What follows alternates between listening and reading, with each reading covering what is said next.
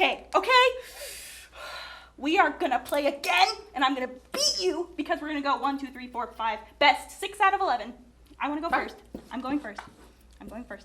Lana. No! Why does this always happen to me, Blake? Why do you always beat me at these games? Okay, all right, we're fighting this time. You think you're better? I do. I'm lots better. Wait. Oh, are we going? Yeah. You That's saw fun. our fight? You saw the tic-tac-toe battle? Yeah. Oh, man. Okay, hello, kids. Welcome to H2O Kids Online. What's our lesson for today? Fruit of the Spirit, peace.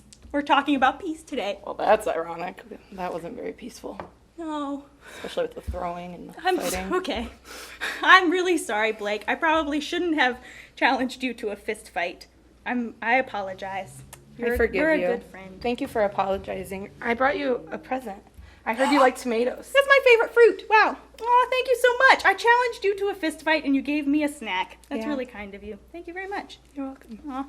So what fruits of the Spirit have you already talked about?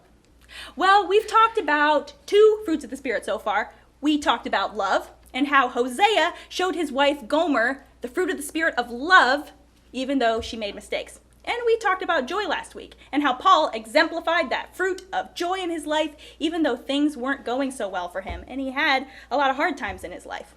So we talked about love and joy. Now we're going to talk about peace. God is so amazing. He can use anything to accomplish his purpose, even peace. So today we're going to learn more about God's peace by talking about a woman named Abigail who is in the Old Testament who used her skills and opportunities to promote peace. Abigail was not a queen or a noble woman. She was not well known or important by title. She was a housewife. She was married to a wealthy man named Nabal. Nabal was hot-tempered, and he often behaved foolishly. He also took his wife for granted. That means that he didn't think she was very important and treated her poorly. Abigail and Nabal lived in the time of David. One day, David was traveling into the land of Nabal, and he sent his messengers to ask Nabal for a kindness. He asked Nabal for food and drink for him and his men as they traveled through Nabal's land. David sent his message in peace, but Nabal didn't see it that way. 1 Samuel 25, 10 through 13 says this. Nabal answered David's servants, "Who is this David? Who is this son of Jesse? Many servants are breaking away from their masters these days. Why should I take my bread and water and the meat I have slaughtered for my shearers and give it to men coming from who knows where?" David's men turned around and went back. When they arrived, they reported every word. David said to his men, "Each of you strap on your sword." So they did, and David strapped on his as well. About 400 men went up with David, while 200 stayed with the supplies. Nabal was harsh and quick to decide that David wasn't worthy of provisions. Because of this, David was prepared to fight him. It looked like Nabal was in trouble. These men traded one bad decision for another. Let's keep reading in 1 Samuel to see what happens next. 1 Samuel 25, 14 through 17.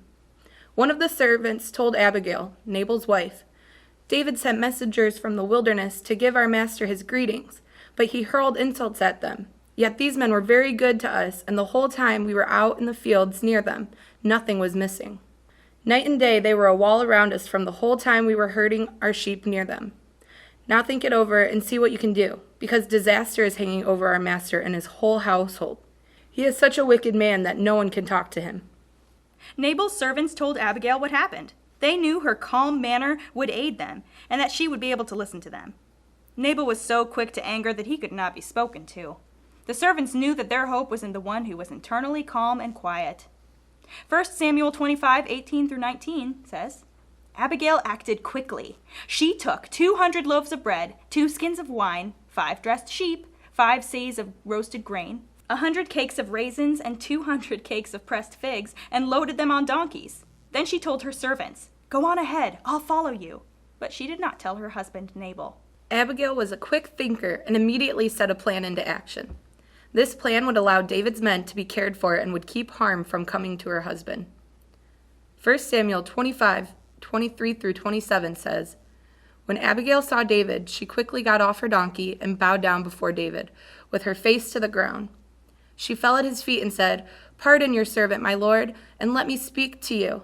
Hear what your servant has to say. Please pay no attention, my lord, to that wicked man Nabal. He is just like his name. His name means fool, and folly goes with him. And as for me, your servant, I did not see the men my lord sent.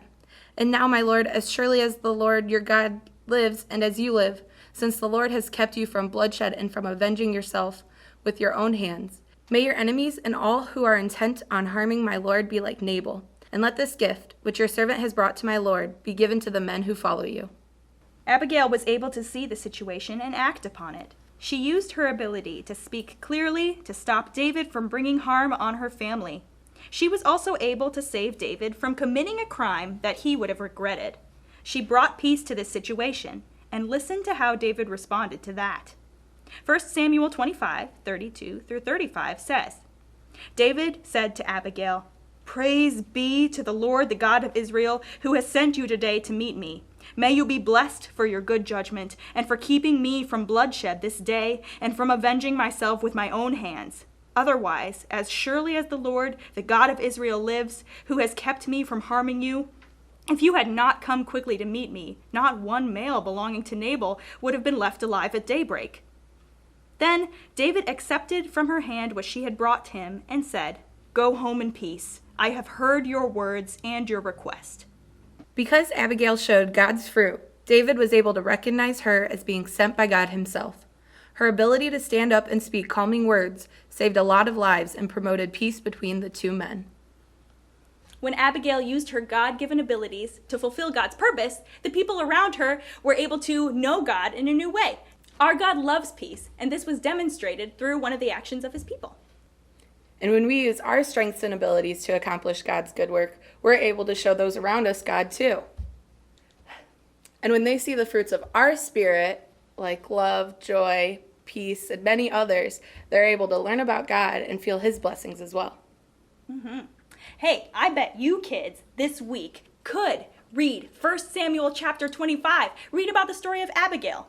You know, my favorite part was when Abigail brought peace to David by bringing him and his men a snack. Kind of like when you gave me this tomato snack.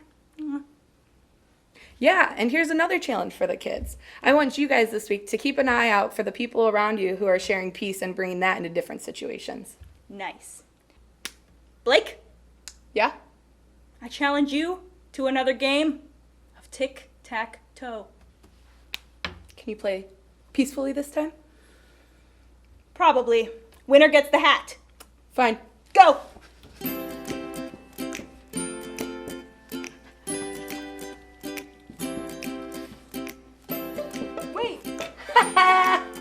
Wait, Lana, your tomato.